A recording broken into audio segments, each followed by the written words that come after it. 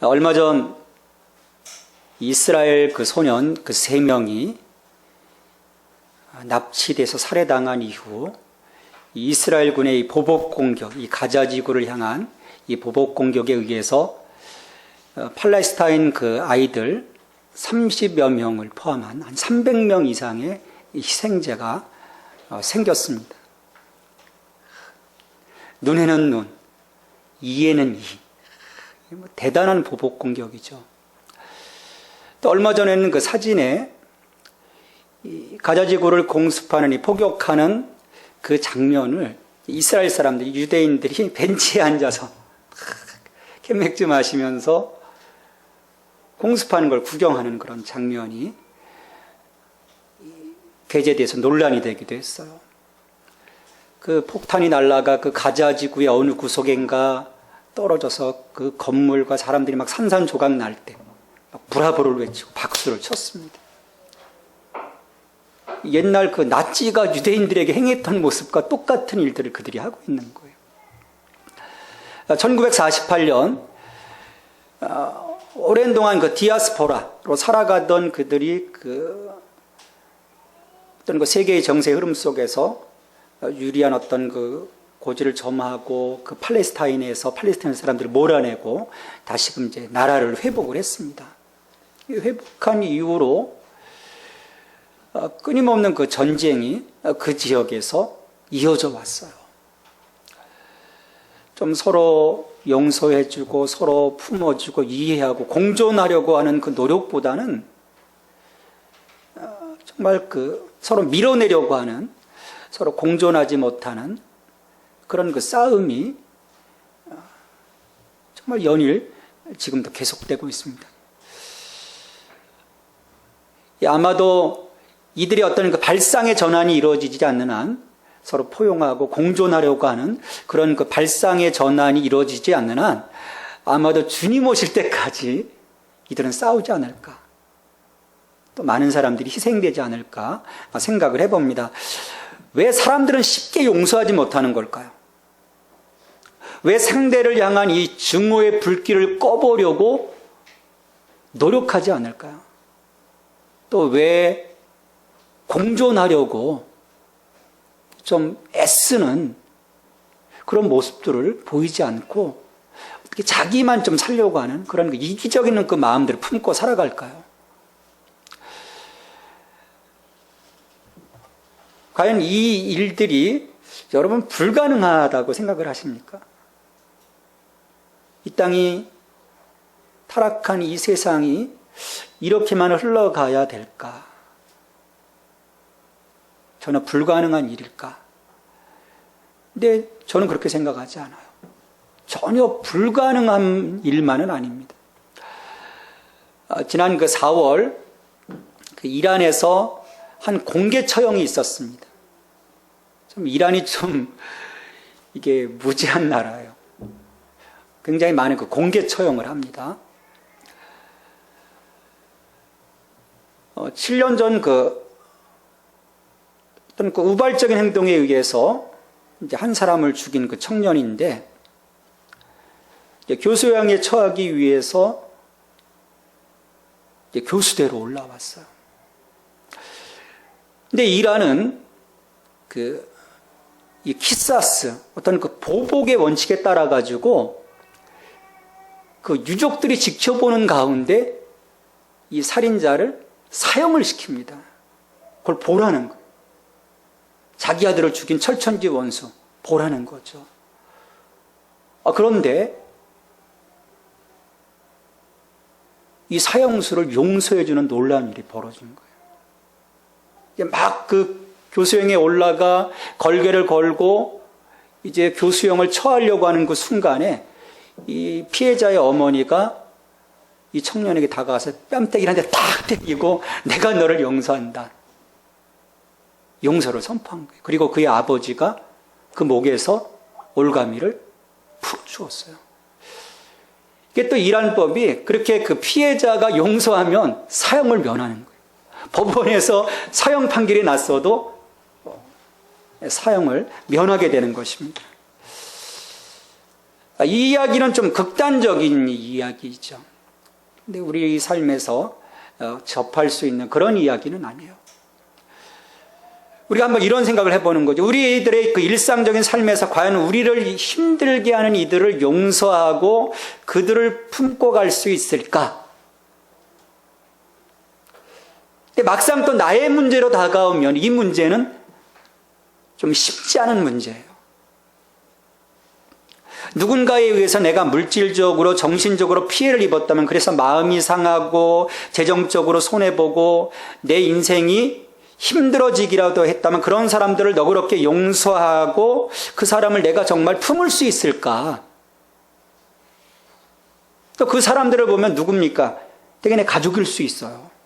가까운 친구일 수도 있고, 또 주일마다 보는 성도일 수도 있고, 또 내가 신뢰했던 동업자일 수도 있고, 일면식이 없는 낯선 사람일 수도 있어요. 이런 사람들에 의해서 내가 마음에 상함이 있고, 또 내 삶에 어떤 그 어려움들이 닥쳤을 때 과연 이들을 용서할 수 있을까? 오랜 동안 이런 그 용서하지 못함으로 고통받는 사람들을 사실은 또 많이 봐왔습니다. 우리 주변에 또 그런 사람들이 있어요. 예수님은 보통은 사람들이 그런 패러다임을 갖고 있죠. 인과응보의 패러다임. 행한 대로 벌을 받아야 한다는 그런 그 패러다임을 갖고 있는 사람들을 향해서 원수를 얼마까지 용서해야 합니까? 라는 그 질문을 던진 이 베드로를 통해서 우리에게 70번씩 7번이라도 원수 같은 저들을 용서하라고 말씀을 합니다. 여러분, 이 말씀은 횟수에 대한 문제가 아니에요. 70번씩 7번. 그건 뭐냐면 끝까지 용서하라는 거예요. 원수 같은 저 인간을 내가 끝까지 용서한다.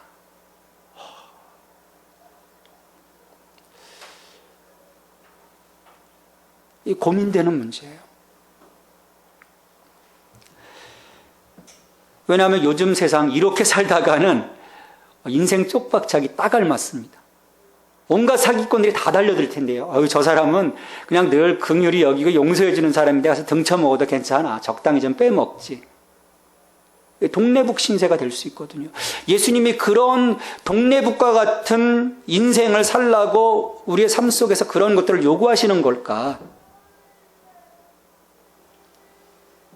그러기에 이와 같은 상황에서 이건 불가능합니다. 나는 결코 용서할 수 없을 겁니다. 라고 많은 그리스도인들이 다른 사람들을 용서하고 긍휼히 여기기 어렵다고 말합니다. 여러분, 이 상황을 어떻게 생각하십니까? 우리 주변에 있는 일이에요. 뭐 극단적인 일로부터 시작해서 사소한 문제까지. 사람과의 관계 속에서 이 용서라는 부분은 끊임없이 반복되는 일입니다. 이걸 내가 어떻게 할 것인가? 어떻게 받아들이고 어떻게 대응해 갈 것인가? 우리 안에서 과연 가능하지 못한 일인가? 어쩌다가 내가 정말 은혜 충만해가지고 어쩌다가 이루어질 수 있는 기적 같은 일인가?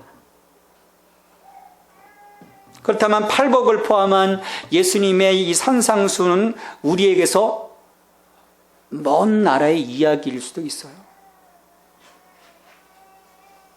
우리가 정말 행하기에는 그냥 이상적인 가치일 수 있다는 거죠. 근데 여러분, 예수님의 말씀이 이상적인 가치가 아닙니다. 우린 속고 있어요. 스스로 그렇게 생각하면서 우리의 행동의 범주를 좁혀버렸어요. 예수님은 이상적인 가치를 말씀하신 것이 아니에요. 예수님은 하나님 나라를 살아가야 하는 이 그리스도인들의 삶에서 드러나야 할 마음과 품성들을 말씀하시고 그것들을 우리가 어떻게 적용하면서 살아갈 것인가 자세하게 말씀하고 계시는 것입니다. 하나님 나라 백성이면 누구나 살아갈 수 있는 모습이지 특별한 삶이 아니라는 거예요. 야, 그건 특별한 삶이야. 넌 절대로 그렇게 살 수 없어. 외치는 자는 누굽니까? 사탄이에요. 여러분 속지 말아야 합니다. 심령이 가난한 자, 애통하는 자, 온유한 자에 대한 복은 죄인으로서 인간이 어떻게 하나님 앞에 서야 하는가를 보여주는 모습입니다. 잘난 자들의 모습이 아니라는 거예요. 죄인으로서의 인간은 하나님 앞에서 영적으로 파산된 인간이며 죄를 슬퍼하는 인간이며 온유한 가운데 겸비해져야 하는 인간이라는 거죠. 그와 함께 네 번째 복인 의에 줄이고 목마른 자에게서는 그와 같은 마음 상태를 가지고 하나님께 나오는 그 인간에게 하나님께서 주시는 그 의의 약속을 담고 있는 것. 의에 줄이고 목마른 자는 하나님께서 채워주신다는 거예요. 의로 채워주시는 거죠. 하나님의 의로. 그러기에 이 하나님 앞에서 살아가고자 하는 자들은 사람들 앞에서 세상 사람들과는 다른 삶을 살아갈 수 있는 내적인 힘을 부여받게 됩니다. 그러니까 팔복이 하나하나 독자적인 것이 아니라는 거예요. 한 사람의 그리스도인이라는 인격 속에서 드러나는 품성이며 자세인 것이죠. 다섯 번째 이 복에서부터 나오는 항목들을 보면 이와 같이 성령의 감동을 받아서 하나님으로부터 은혜를 받고 또 성령의 감동을 받아서 점진적으로 그리스도의 온전한 모습으로 재창조되어가는 이 사람의 변화된 모습, 변화된 성품이 무엇인가를 말씀해 주시는 거예요. 그러니까 우리 안에서 내가 그리스도와 연합되어져 있고 성령의 인도하심을 따라 살아간다면 자연스럽게 조금씩 이 모습들이 드러난다는 거예요. 다섯 번째 복의 선언에서 예수님은 하나님의 구원의 의를 맛본 인간이 다른 사람과의 관계에서 나타나야 하는 것이 무엇인지를 보여주십니다. 그것은 바로 긍휼입니다. 철저하게 이 긍휼은 관계에서 드러나는 그리스도인들의 인격적인 특징 가운데 대단히 중요한 부분이에요. 여러분, 혼자 이 땅을 살아갈 수 없습니다. 혼자 그 삶이 결코 복될 수가 없어요. 기쁠 수가 없습니다. 같이 가야 돼요. 근데 같이 갈 때 그 관계에서 드러나는 이 긍휼의 마음이 없다면 그 인생은 하늘을 살아가는 인생이 아니고요. 지옥 같은 인생이 되는 것이죠. 그래서 예수님께서 말씀하시는 거예요. 긍휼히 여기는 자는 복이 있나니 그들이 긍휼히 여김을 받을 것이며. 구약시대의 유대인들은 하나님의 가장 중요한 성품을 긍휼로 인식했습니다. 히브리어로 이 긍휼을 헤세드라고 해요. 하나님의 사랑, 하나님의 자비, 그렇게 번역이 되는데 이 말은 보답을 전혀 기대하지 않고 베푸는 사랑이에요. 조건 없는 사랑이라는 거죠. 또 고통받는 사람들 향해 드러나는 사랑을 의미합니다. 그래서 이 하나님의 이 긍휼하심의 최고점이 여러분 뭐라고 생각하십니까? 하나님의 긍휼하심의 최고점은 십자가예요. 십자가에서 자기를 내어주시는 그 사랑. 그게 하나님의 긍휼의 최고점이죠. 하지만 그 예수님 그 시대 유대인들은 이 뜻을 거의 알지 못했습니다. 문자적으로밖에 알지 못했어요. 그들의 삶에 하나님의 긍휼하심이 녹아져 내리지 못했습니다. 왜냐하면 유대인들의 어떤 삶을 보면 로마인들만큼이나 자비가 없었어요. 교만했습니다. 독선적이었어요. 이기적이었습니다. 비난하기를 좋아했어요. 그러니까 자기의 눈에 들보는 깨닫지 못하고 남의 눈에 티끌만 막 쳐다보는 그런 사람들이었던 거예요. 죄지은 자는 그저 율법대로 돌로 쳐 죽이고자 했습니다. 거기에는 어떤 하나님의 헤세드도 자리 잡지 못했어요. 그냥 쳐 죽이는 거예요. 예수님이 오죽했으면 그런 그 돌로 한 여인, 가늠한 여인을 쳐 죽이려고 하는 사람을 향해서 그런 말씀을 하시겠습니까? 죄 없는 자가 와서 돌로 쳐라. 다 도망가 버리지 않습니까? 남이야 어떻든 오직 자기 자신만 경건한 자로 하나님 앞에 서려는 이 이기적인 신앙의식으로 이 유대인들이 가득 차 있었던 거예요. 예수님께서 강도 만난 사람에 대한 이야기를 비유로 말씀하시지 않습니까? 이 강도 만난 그 사람, 그래서 거반 죽게 돼요. 거의 막 목숨이 끊어지기 일보 직전입니다. 근데 그런 자를 못 본 채 하고 누가 지나갑니까? 제사장이 지나가고 레인이 지나가요. 이 두 사람이 자기 자신의 그 경건만을 지키려고 하는 이기적인 신앙의 모습의 장본인들이에요.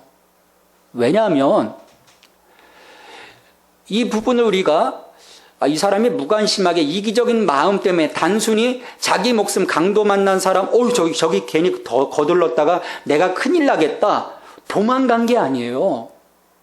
여러분 그 레위기에 이들의 그 정결법을 이해를 해야 이 제사장과 레인이 왜 다 죽어가는 사람을 피해갔는지를 이해할 수 있습니다. 여러분 시체를 만지면 부정하게 되어 있어요. 이들이 이 사람 지금 거의 막 죽어가는 사람을 도와주다가 죽어버리면 시체를 만지게 되는 거예요. 자기가 부정하게 되는 거예요. 하나님 앞에 설 수 없는 거예요. 죽어가는 사람을 살려야 함에도 불구하고 자기들의 거룩함을 위해 죽어가는 자를 무시해버린다는 것. 이게 얼마나 이기적인 신앙인입니까? 그래서 예수님이 안식일에 병 고칠 때도 안식일 범했다고.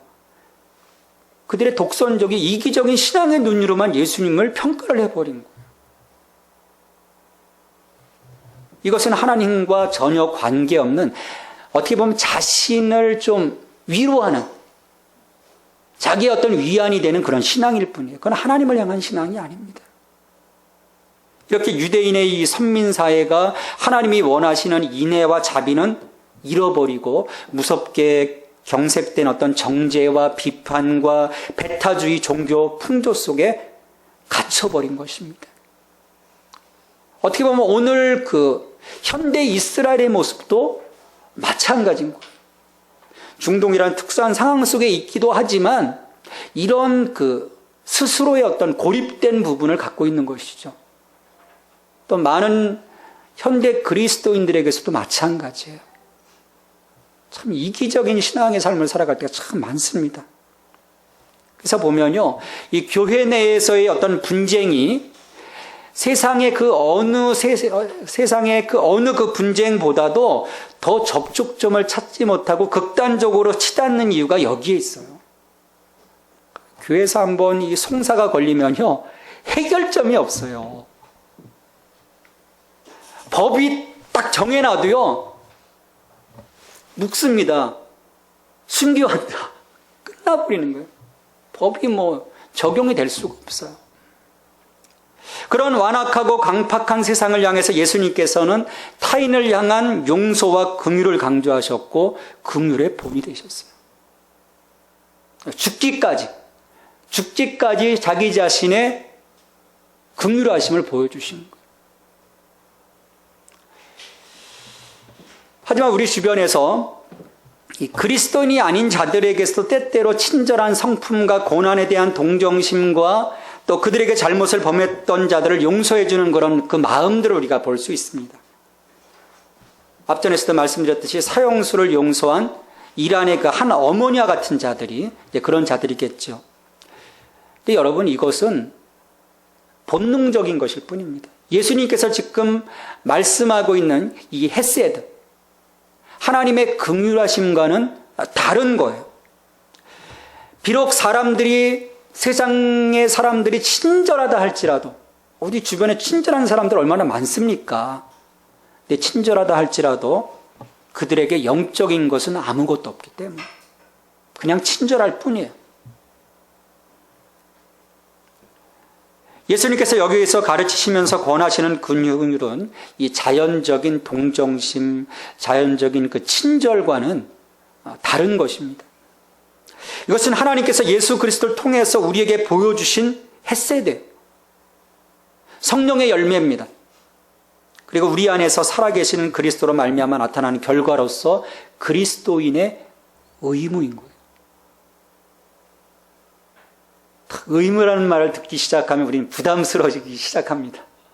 내가 어떻게 그렇게 살아갈 수 있을까? 우리가 예수 그리스도를 통한 그 하나님의 긍휼하심을 경험했다면 당연히 우리도 다른 사람들에게 긍휼을 베풀어야 할 의무가 생긴다는 것이죠. 내가 사랑을 받았기 때문에. 내가 자격 없지만, 하나님의 기대치에 미치지 못하지만 그거 하나님 무시하시고 나를 긍휼히 여겨주셨기 때문에, 그 받은 그 사랑, 그 받은 은혜 때문에 내가 주변을 둘러보면서 그들 또한 사랑할 수 있는 그 마음, 그것이 우리에게 주신 영적 책임이라는 거예요. 그러기에 긍휼은요, 단순한 연민의 정이 아닙니다. 자신을 정말 그 불쌍한 처지에 있는 사람과 동일시하는, 아이덴티파이하는 능력이에요. 이 말씀은 뭐냐면 저들에게서 지금 내가 긍휼히 여겨야 될 사람, 내가 용서해야 될 이 사람에게서 우리 자신의 연약함과 아무것도 아님을 내가 볼 수 있어야 되는 거예요. 그렇지만 그럼에도 불구하고 하나님이 긍휼히 여기시어 주시고 다시 살려주신 나의 모습을 그 사람의 모습 속에서 볼 수 있을 때, 내게 행하셨던 그 하나님의 은혜가 그들 속에도 있음을 내가 볼 수 있을 때, 내 마음 속에 긍휼의 마음이 싹 트는 거예요. 물론 긍휼의 행동이 우리가 그리스도인이 되었다고 해서 쉽게 일상의 삶에서 행동으로 나타나는 것은 아닙니다. 그리스도인들 잘 싸웁니다. 세상 사람들보다 어쩔 때 보면 더 치열하게 싸우기도 해요. 머리끄댕이도 붙잡습니다. 멱살도 잡아요. 육두문자도 난무합니다.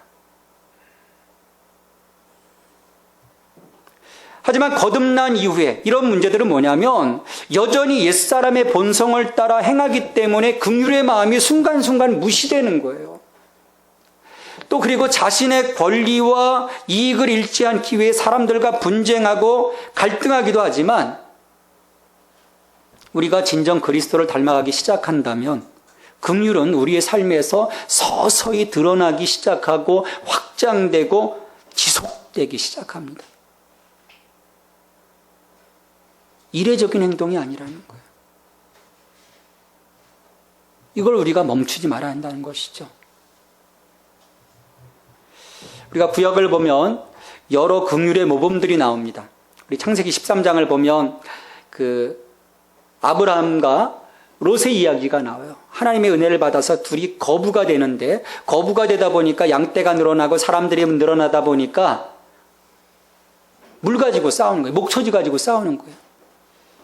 그래서 서로 분가를 할 때 롯이 이 아브라함에게 양보를 하니까 롯이 자기는 양보를 하지 않고 낼름, 좋은 땅을 택해서 도망가 버려요.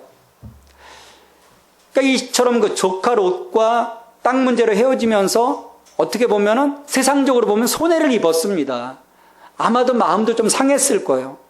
그런데 그런 그 감정이 상할 수 있음에도 불구하고 이 롯이 자기가 잘 선택해서 갔다고 하는 소돔과 고모라 성에서 고모라 성이 멸망할 때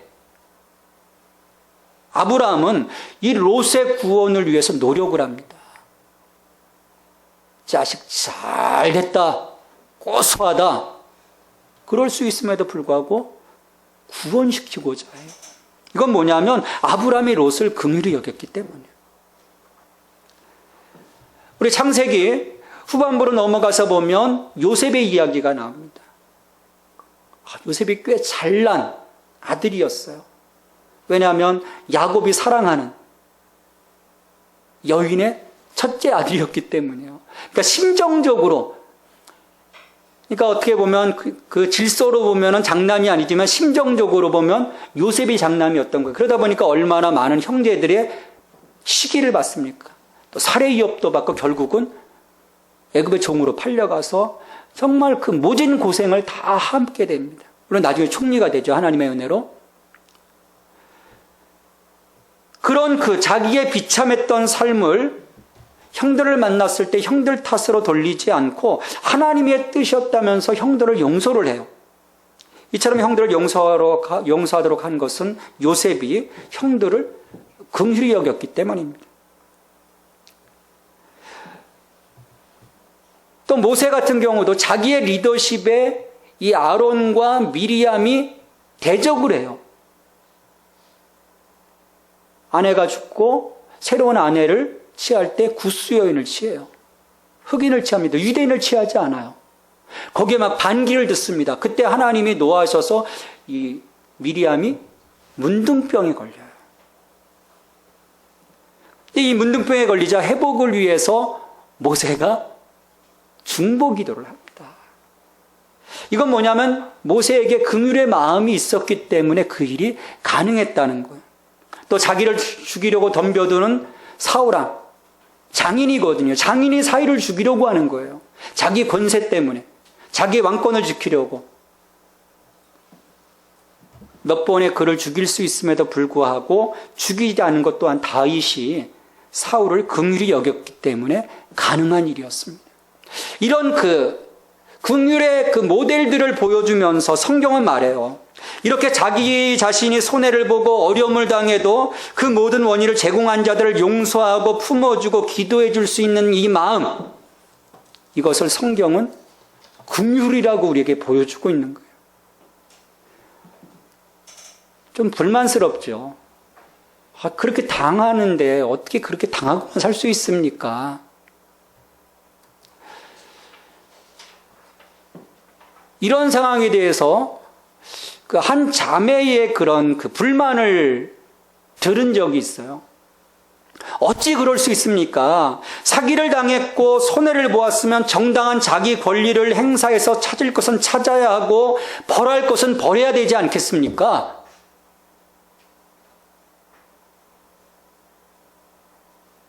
하나님의 공의대로 하자는 거예요. 법대로 하자는 거예요. 맞는 말입니다. 근데 우리가 하나님의 공의대로 찾아가다 보면 우리는 뭡니까? 하나님 앞에, 하나님 그 공의 앞에 섰을 때 우리도 자격 없거든요. 하나님의 그 공의의 기준을 우리가 어떻게 회피할 수 있겠습니까? 그러기에 주님은 하나님께로부터 저들조차도 긍휼히 여길 수 있으라는 거예요. 너희들이 긍휼히 여김을 받았는데 저들조차도 긍휼히 여기라는 거예요. 근데 이 점에서 여러분 중요한 것이 있어요. 우리가 성경을 또 곡해하면 안 됩니다.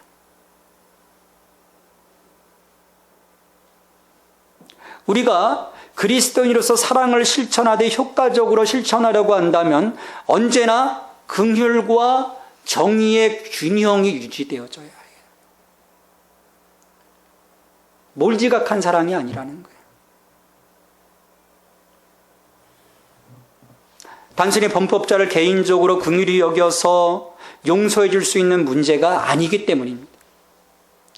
법의 심판은 심판이고 개인에 대한 우리의 긍휼함은 그 뒤에 문제라는 거예요. 그래서 성경은요, 권징에 대한 부분들은 또 분명하게 보여줘요. 아나니아 삽비라, 초대교회에서 아나니아 삽비라가 정말 좋은 마음을 품습니다. 바나바가 전 재산을 다 교회에 헌물을 해요.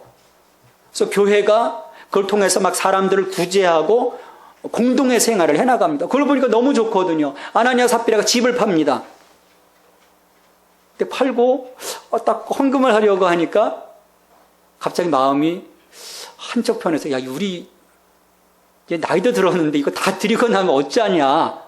그래서 조금 노년을 위해서 옆으로 빗겨놔요. 그래 나머지를 드립니다. 그러면 얼마나 좋아요.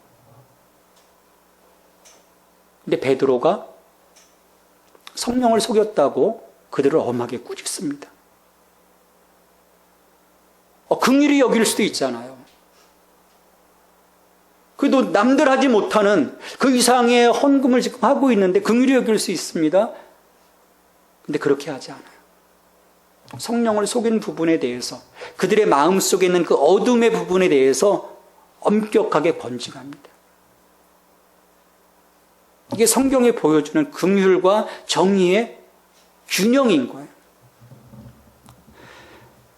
다시 말해서 긍휼이라고 죄를 용납하거나 불의를 눈감아주라는 것이 아닙니다. 긍휼의 영역에서 지혜와 온유는 함께 손을 맞잡고 가야 돼요.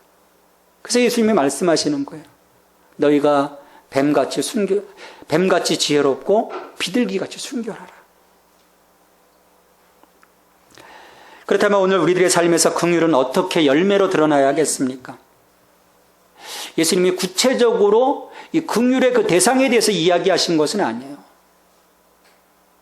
그렇다면 우리 처한 환경에 따라 나타나는 형태와 정도는 달라지겠지만은 우리의 긍휼은 어쨌든 우리의 도움을 필요로 하는 모든 사람들에게 일상의 삶에서 매일 적용될 수 있어요. 일상의 삶에서 멀어져 있는 것이 긍휼이 아니라는 거예요. 매일매일의 삶 속에서 여러분들은 일상의 긍휼의 모습을 접하게 되는 거예요. 아주 작은 자에게 물 한 잔을 대접하는 사소한 일에서부터 이 제약된 세상과 투쟁하는 거대한 사역에 이르기까지 매일같이 삶의 현장에서 일어나는 것들입니다. 여러분, 이것은요 꼭 이런 것들만이 아닌 거예요. 우리가 보통 생각하면 긍휼하면 너무 큰 걸 생각합니다. 어머니가 아들을 죽인 살인자를 용서하다. 어느 부자가 수천억 자산을 사회에 기부하다. 최고의 의사들이 아프리카 저 슬럼가에 들어가서 봉사하다. 어떻게 보면 이 신문 일면의 기사의 표제와도 관련될 수 있겠지만 대개는 이런 것들이 아니에요. 그냥 평범한 것들입니다. 우리는 테레사 수녀처럼 살 수 있는 자들이 아니에요. 우리 한경재 목사님처럼 살 수 있는 자들이 아닙니다. 그냥 평범함 속에서 작은 예수로 살아가는 자들이에요.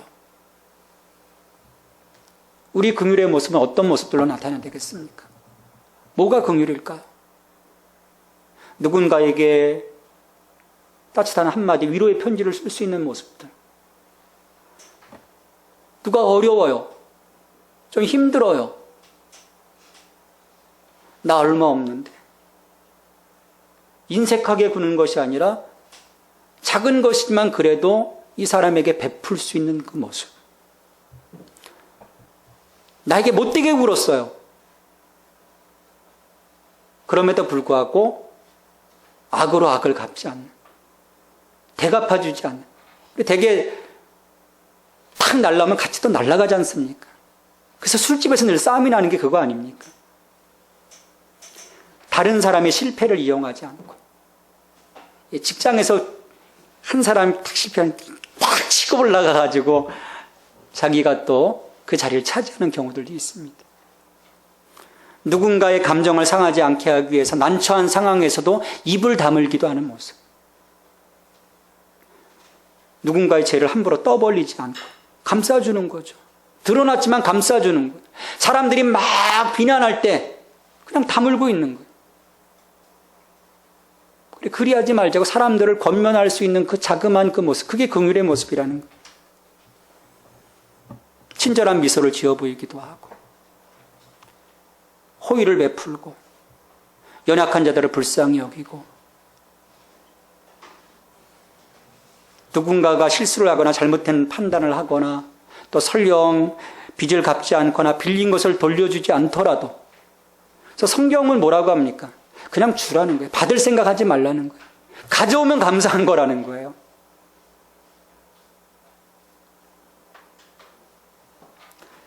이것이 바로 하나님의 백성의 성품, 즉 긍휼의 마음으로 사는 법이라는 것입니다. 그 점에서 긍휼은 이렇게 정리해 볼 수 있어요. 다른 인간 존재에 대한 헌신이며 때로는 고통과 고뇌, 물질적인 대가까지 야기시키는 거예요. 이런 긍휼에는요, 내가 부어야 할 대가가 있습니다. 근데 이 과정에서 중요한 것은 그들의 그 육체뿐만 아니라 그들의 영혼에게까지도 관심을 가져야 한다는 점이에요. 긍휼의 마음은 불쌍한 자들의 일시적인 궁핍함을 불쌍히 여기고 도와주려고 하는 자연적이며 이 본능적인 친절과는 분명하게 구별됩니다. 한 영혼을 사랑하는 마음이에요. 주님이 나를 사랑하셨듯이 저 속에서 저 한 영혼을 향하신 하나님의 그 사랑의 모습을 보면서 저 영혼을 위해서 내가 긍휼히 여길 수 있는 그 마음, 그것을 오늘 우리 주님께서 요청하시는 거예요. 이처럼 긍휼히 여기는 이들을 향해서 예수님은 복이 있다고 하신 것입니다.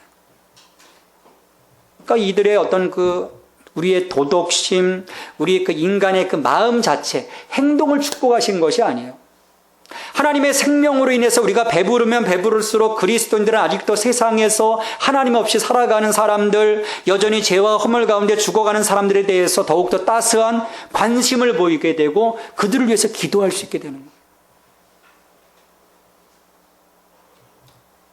그런 사랑을 베풀고 그런 긍휼을 베풀고 나갈 때 또 내게 하나님의 긍휼하심이 다가오게 되는 거예요. 이미 내가 긍휼하심을 받았지만 내 삶 속에서 끊임없는 하나님의 긍휼하심을 잊게 되는 거예요. 이렇게 천국의 사람들로 부름받은 것, 사람들과의 관계 속에서 그들을 품고 천국을 살아가는 그 사람들의 그 모습, 그것을 예수님께서 축복하시는 거죠. 복이 있다는 거예요. 왜? 하나님의 긍휼하심이 우리 인생 가운데 영원토록 무궁하도록 임할 것이기 때문입니다. 긍휼히 여기는 자가 복이 있나니 그들이 긍휼히 여김을 받을 것이며, 물론 이 복선언 때문에 만일 긍휼을 베풀지 않으면 하나님께서도 긍휼을 거두어 버리실 것이라는 이 두려움이 곧 긍휼을 베풀어야 하는 동기라고 생각할지도 몰라요.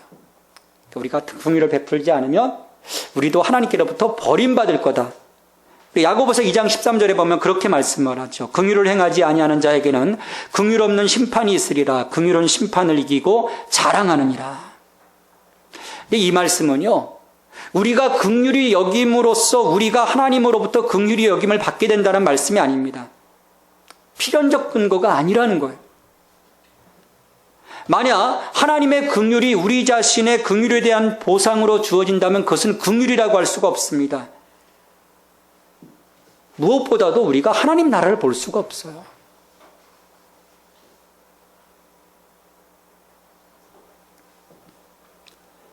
예수님의 말씀의 강조점은 우리가 먼저 하나님의 긍휼을 입었기 때문에 그 긍휼하심을 본받아서 우리의 삶에서 그 긍휼하심을 이루어가야 한다는 것입니다.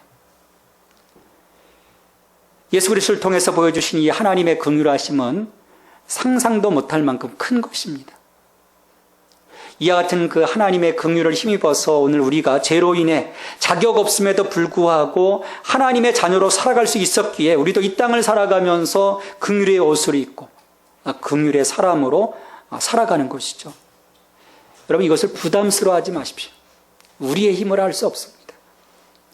내가 예수님의 말씀을 따라서 긍휼히 여기는 자로 살아가고자 할 때 오늘 성령께서 긍휼의 삶을 살아갈 수 있도록 우리의 마음을 만져주시고 도와주실 거예요. 물론 여전히 세상 사람들은 용서와 긍휼보다는 이 보복과 심판이 더 가치 있다고 생각을 할 겁니다. 왜냐하면 저들에게 용서는 어리석은 일이에요. 자기가 손해보는 일이기 때문입니다. 그런 자들을 대표하는 자가 바로 예수님께서 비유로 말씀하신 1만 달란트 빚진 자예요. 여러분, 금 1만 달란트 빚진 자, 상상을 초월할 수 없는 돈입니다. 요즘 돈으로 치면. 그러니까 도저히 돈을 갚을 수 없는 자라는 거예요. 그런데 그런 자를 하나님이 용서해 주셨습니다. 헤아릴 수 없는 긍휼을 입었음에도 불구하고 자그마한 자기 것을 돌려받기 위해서 자기에게 고작 100데나리온, 요즘으로 치면 1일 노동자 100일치의 임금,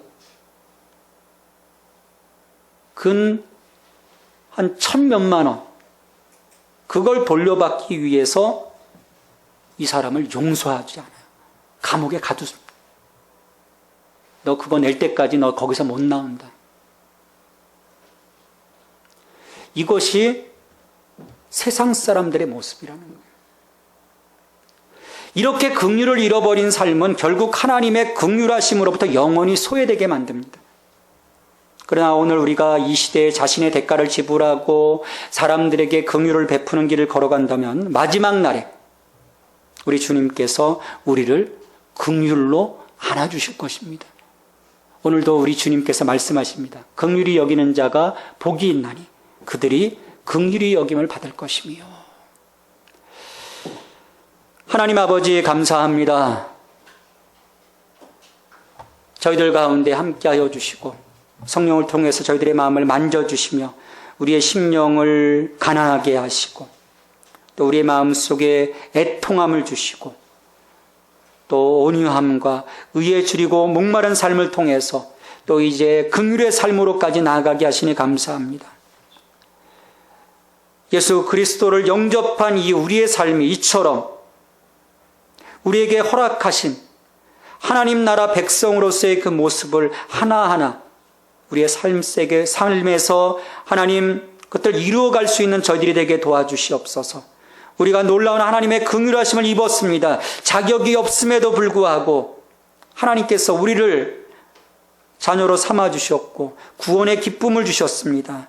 우리의 인생에 새로운 가치를 주셨습니다. 새로운 기회를 주셨습니다. 하나님, 받은 사랑, 받은 은혜가 큰데 우리는 나아가서 그 자그마한 행동들 하나하나에 대해서 용서하지 못하고 우리의 감정대로, 우리의 생각대로, 우리의 욕심대로 행할 때가 참으로 많았습니다.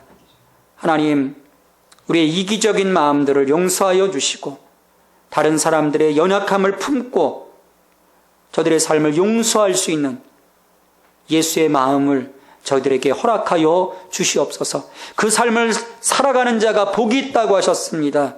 그리고 마침내 그 마지막 날 주님 앞에 섰을 때 우리의 허물과 우리의 약점이 있음에도 불구하고 하나님의 은혜를 입는 그 모습을 우리에게 약속해 주셨습니다.